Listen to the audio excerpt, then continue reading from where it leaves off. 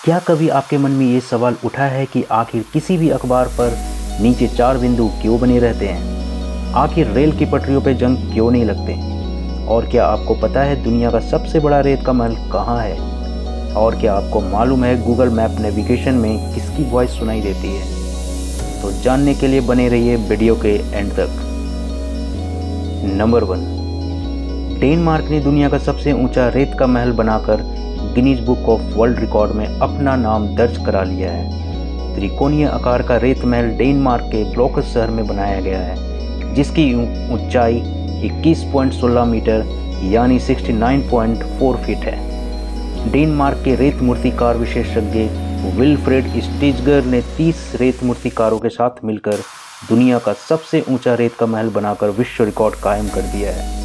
CNN की report के अनुसार डेनमार्क के समुद्र तटीय शहर ब्लोकस में इस रेत के महल का निर्माण किया गया है। यह महल अपनी खूबियों और ऊंचाई की वजह से सुर्खियों में है। इससे पहले ये रिकॉर्ड जर्मनी के नाम दर्ज था, जिसकी ऊंचाई 17.66 मीटर था।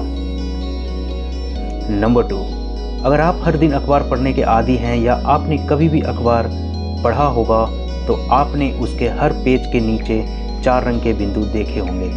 काफ़ी सारे लोगों के दिमाग में यह बात उठती है कि आखिर इन बिंदुओं का मतलब क्या है। दरअसल में अखबार के नीचे के बिंदुओं के रंगों को CMYK कहा जाता है, जिसका मतलब होता है श्यान, मेजेंटा, येलो और ब्लैक। यह रंग इस बात को दर्शाते हैं कि किसी भी अखबार की प्रिंटिंग में इन्हीं रंगों का इस्तेमाल किया गया है। जिन रंगों से अखबार में प्रिंटिंग की जाती है उन्हीं रंगों को नीचे की तरफ गोल बिंदु बनाकर शो किया जाता है। अगर नीचे के बिंदु CMYK क्रम में होता है तो यह स्पष्ट है कि अखबार में सब कुछ सही है, लेकिन अगर यह क्रम बिगड़ा हुआ है तो इसका मतलब है कि अखबार में कहीं ना कहीं कुछ ना कुछ गलती जरूर हुई है। ज़्यादातर हमें मेजेंटा, पीला, काला रंग के बिंदु ही नज़र आते हैं। तो दोस्तों, अब कंफ्यूज तो नहीं रहोगे ना?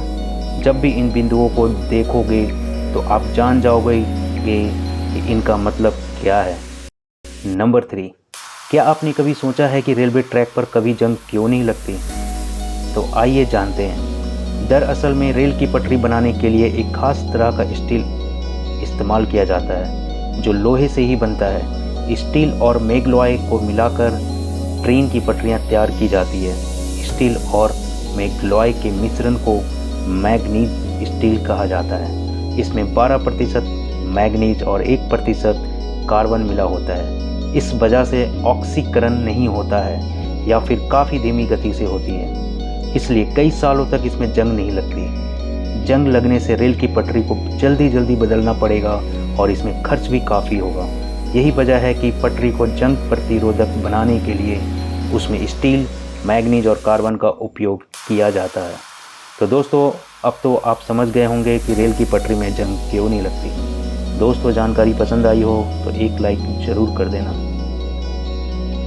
नंबर 4, कहने के लिए तो सभी मिठाइयाँ ही स्वादिष्ट होती है, लेकिन रसगुल्ले का नाम सुनते ही हर किसी के मुंह में पानी आ जाता है। शायद ही ऐसा कोई हो जिसे रसगुल्ला नहीं पसंद है। वैसे तो रसगुल्ले की शुरुआत पश्चिम बंगाल से हुई है, लेकिन आज पूरे देश भर में यह मिठाई फेमस है। सिर्फ देश में ही नहीं बल्कि विदेशों में भी लोग इसे काफ़ी पसंद करते हैं। रसगुल्ले को यदि मिठाइयों का राजा कहा जाए तो गलत नहीं होगा। क्या आप बता सकते हैं कि रसगुल्ले को अंग्रेजी में क्या कहते हैं? नहीं पता ना? चलिए आज हम आपको बताते हैं कि रसगुल्ले को अंग्रेजी में किस नाम से बुलाते हैं। बता दें, रसगुल्ले को अंग्रेजी में सिरप फील्ड रोल कहते हैं। इस नाम के बारे में 99% लोगों को नहीं पता है, क्योंकि लोग इसे एक ही नाम से जानते हैं। हर जगह, हर प्रांत में इसे रसगुल्ला ही कहते हैं। अगली बार अगर आप किसी मिठाई की दुकान पर जाएं तो घर के लिए सिरप फील्ड रोल पैक करवाना ना भूलें। नंबर 5, ये है दुनिया का अनोखा पक्षी जो कभी नहीं रखता जमीन पर पैर। आपने अक्सर पक्षियों को पेड़ पे बैठे या हवा में उड़ते देखा होगा, लेकिन क्या आप किसी ऐसे पक्षी के बारे में जानते हैं जो कभी ज़मीन पर पैर नहीं रखता?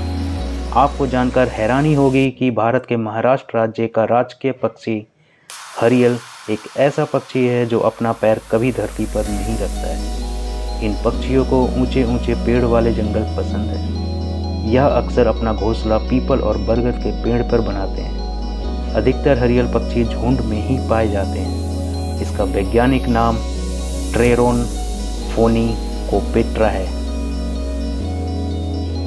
नंबर 6, गूगल मैप हम सब ने कभी ना कभी ज़रूर यूज किया होगा, लेकिन क्या आपने कभी नोटिस किया है गूगल मैप में सुनाई देने वाली आवाज़ आखिर किसकी है? तो चलिए मैं आपको आज बताता हूँ। गूगल मैप्स के पीछे प्रसिद्ध आवाज़ न्यूयॉर्क की रहने वाले कैरेन जेकबसेन की है, जो बाय प्रोफेशनल एक motivational speaker, voice over artist और एक सिंगर है।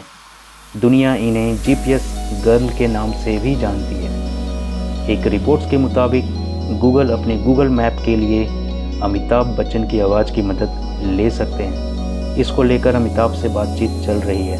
कंपनी ने अमिताभ जी को अप्रोच भी किया है। बता दें कि अमिताभ बच्चन जी अपनी दमदार आवाज़ के लिए जाने जाते हैं। उनकी आवाज़ देश की सबसे ज़्यादा पसंद की जाने वाली आवाज़ों में से एक है। ऐसे में गूगल मैप नेविगेशन के लिए अमिताभ जी की आवाज़ बेहतर विकल्प हो सकता है।